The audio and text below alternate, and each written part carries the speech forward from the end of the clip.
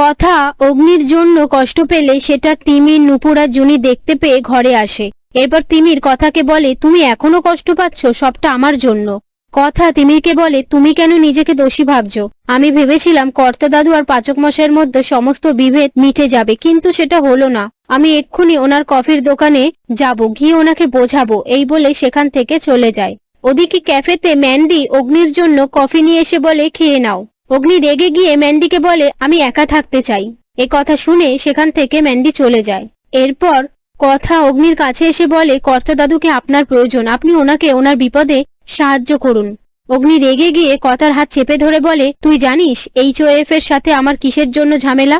আমার মা এত গুছিয়ে সংসার করার পরেও HOF এর জন্য বাড়ি ছেড়ে চলে গিয়েছিল। তুই আমার আর HOF এর মধ্যে ঢুকিস না। আমি কোনোদিনও গুহ ফার্মাসিউটিক্যাল জয়েন করব না। কথা বলে, লাগছে, হাতটা ছাড়ুন।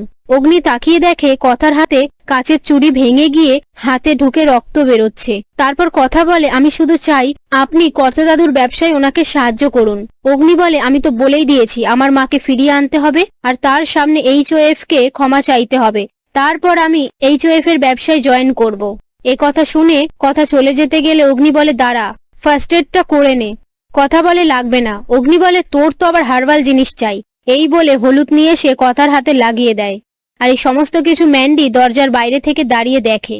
এরপর কথা সেখান থেকে চলে গেলে তখনই ম্যান্ডি এসে অগ্নিকে বলে, এখানে এত হলুদ পড়লো কি করে? দাঁড়াও, আমি পরিষ্কার করার ব্যবস্থা করছি।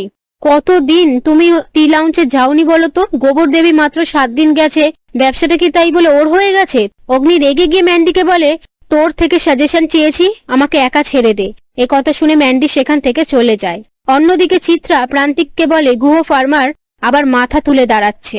গুহ ফার্মারের নাম করা টনিক হলো সুশ্রুতা টনিক। এটাকে যদি কোনোভাবে ভেঙে গুড়িয়ে দেয়া যায় আমাদেরই লাভ। সেই মুহূর্তে ম্যান্ডি এসে চিত্রাকে দেখতে পেয়ে বলে, তুমি এখানে কি করছো? চিত্রা বলে, তুমি এখানে কেন এসেছো?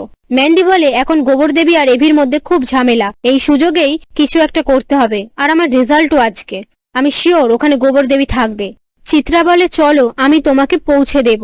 এই বলে সেখান থেকে চলে যায়। এদিকে ঋতু কথার লিস্টে নাম দেখে বলে, তুই ফার্স্ট হয়েছিস।